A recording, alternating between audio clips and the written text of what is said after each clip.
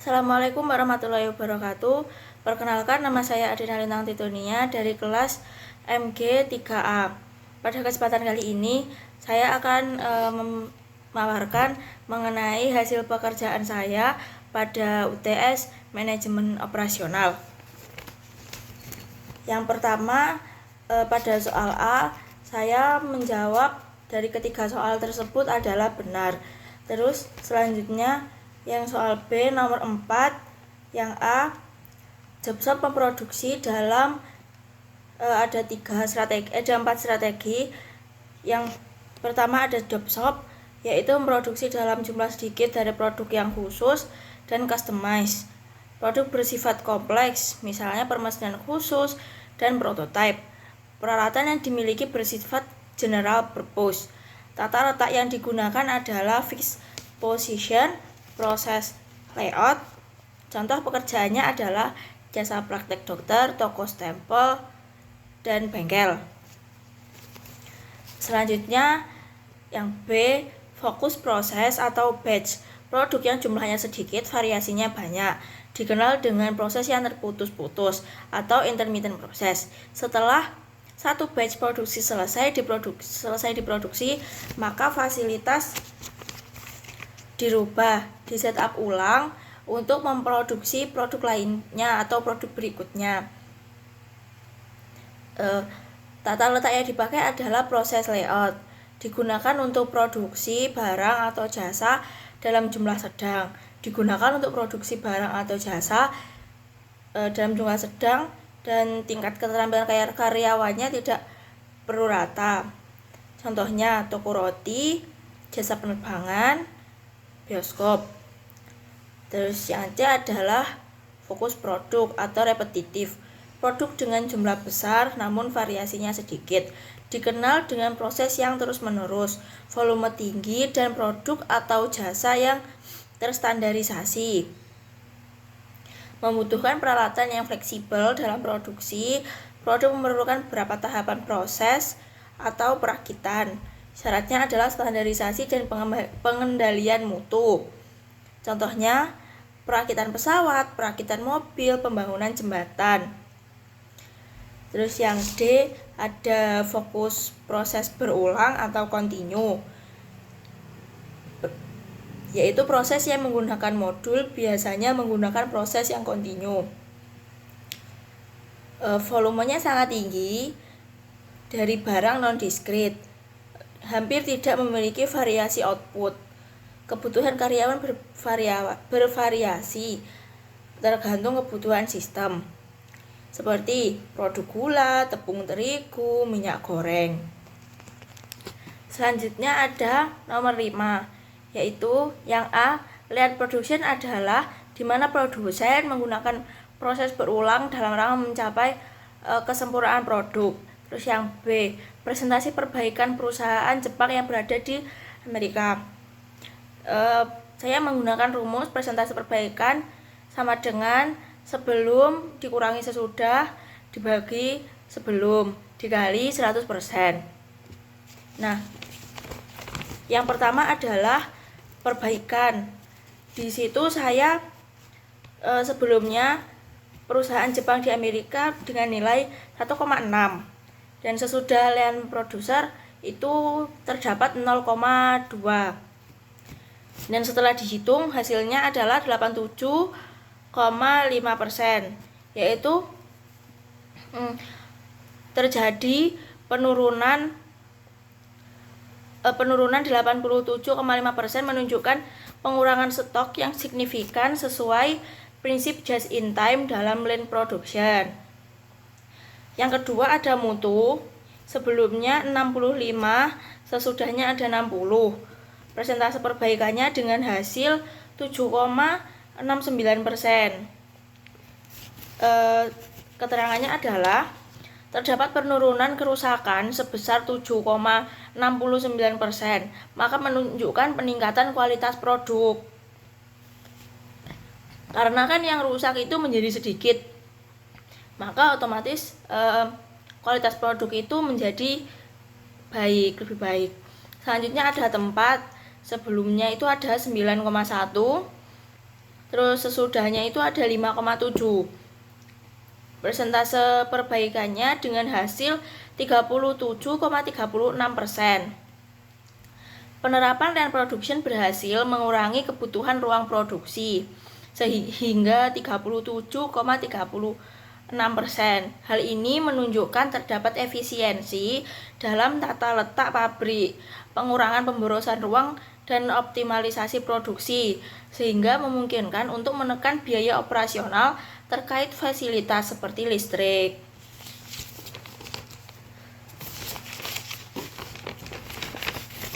Nah, selanjutnya ada peran supplier. Sebelumnya adalah 14, sesudahnya ada 51%. Persentase perbaikannya dengan hasil 264,29%.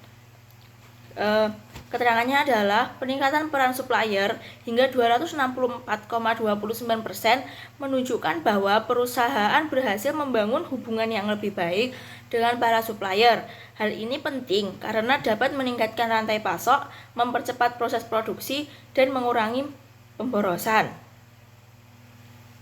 Selanjutnya, pelatihan tenaga kerja dalam satuan jam. Sebelumnya ada 370, sesudahnya ada 380,3. Persentase perbaikannya mencapai angka 2,78%. Meskipun peningkatannya hanya 2,78%, namun angka ini menunjukkan peningkatan komitmen perusahaan untuk meningkatkan kemampuan karyawan. Nah, selanjutnya ada saran per karyawan. Sebelumnya 1,4, sesudahnya 61,6, dan persentase perbaikannya menemui hasil 4.300%.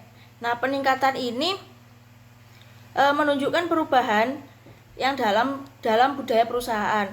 Perusahaan berhasil menciptakan lingkungan yang mendorong partisipasi aktif karyawan dalam memberi ide dan solusi. Selanjutnya adalah ketidakhadiran. Sebelumnya ada 4,8, sesudahnya 5,0, sehingga menemui persentase perubahan yaitu 4,17%. Hal ini meskipun masih tergolong kecil, namun terjadi peningkatan karena adanya ketidakhadiran. Jadi ketidakhadiran ini meningkat. Nah, perusahaan seharusnya memikirkan jalan keluar, meskipun persentase ini masih tergolong kecil. Selanjutnya nomor 6. Nomor 6 adalah menghitung titik impas dalam unit, baik dalam unit maupun dalam dolar. Dengan keterangan harga jual per unit P sama dengan 404,00 dolar, terus biaya tetapnya ada 10.000, biaya tenaga kerjanya ada 1,50, biaya bahan baku per unit ada 0,75, biaya variabel per unit itu adalah biaya tenaga kerja per unit ditambah biaya bahan baku per unit, dengan menemui hasilnya adalah 5,25. Nah, untuk menghitung BEP sendiri, yang pertama ada BEP unit. Itu saya menggunakan rumus biaya tetap dibagi harga jual per unit per biaya variabel per unit. Di mana 10.000 itu nanti akan saya bagi dengan 4,00 min 2,25, hasilnya adalah 5,715. Dan titik impas dalam dolar itu rumusnya atau BEP dalam dolar itu rumusnya adalah BEP unit yang tadi itu dikalikan dengan harga jual per unit. Jadi 5.715 tadi dikalikan dengan 4,00 yang hasilnya adalah 22.860 dolar. Selanjutnya ada grafik. Grafiknya sudah saya buat, sudah menemui titik impasnya berada di sebelah sini.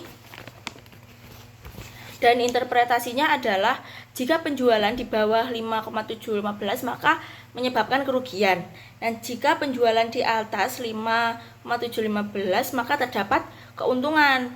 Jadi jika di bawah titik ini dia rugi, jika di atas titik ini dia untung. Nah, selanjutnya adalah produktivitas parsial. Saya menggunakan rumus output per input. Karena semua aspeknya dicari, maka yang pertama ada tenaga kerja. Hasilnya adalah 8, material hasilnya adalah 6, modal hasilnya 4,8, energi hasilnya 8, biaya lain-lain hasilnya 12. Nah, selanjutnya ada produktivitas multifaktor di luar modal. Jadi modalnya tidak diikutkan. MVP-nya adalah output per jumlah input. Jumlah inputnya ada tenaga kerja, material, energi, biaya, lain-lain. Nah, untuk penghitungan output itu ada hasilnya adalah 2. Jadi MVP-nya itu adalah 2. MFP adalah 2. Selanjutnya yang bagian C itu ada produktivitas total. Produktivitas total saya menggunakan rumus output per jumlah semua input. Di situ ada tenaga kerja, modal, material, energi plus biaya lain-lain. Kalau yang di B tadi itu tidak ada modal karena di luar modal. Kalau yang di C itu tadi dimasukkan modal karena adalah produktivitas total semuanya. Nah, hal ini setelah saya hitung, saya menemukan angka jawabannya adalah 1,41. Selanjutnya, yang bagian D, kenaikan produktivitas dengan output baru. Jadi outputnya itu berganti menjadi 9,600. Yang tadinya adalah 7.200 dan 3.600 menjadi 9.200. Selanjutnya jumlah input baru itu inputnya juga berubah. Ada 900, 1.600 ditambah 1.500 tambah 1.200 tambah 800, hasilnya adalah 6.000. Jadi produktivitas total baru adalah 9.600 per 6.000. Hasilnya adalah 1,6. Nah, selanjutnya ada kenaikan produktivitas. Saya menggunakan rumus kenaikan produktivitas sama dengan produktivitas baru dikurangi produktivitas lama dibagi produktivitas lama. Setelah itu hasilnya dikalikan dengan 100% untuk mencari persentase. Setelah angkanya disubstitusi dan dikerjakan, mendapatkan hasil 13,48. Jadi 48%. Jadi terdapat kenaikan 13,48% dengan pada produktivitas total yang baru. Cukup sekian yang dapat saya sampaikan. Wassalamualaikum warahmatullahi wabarakatuh.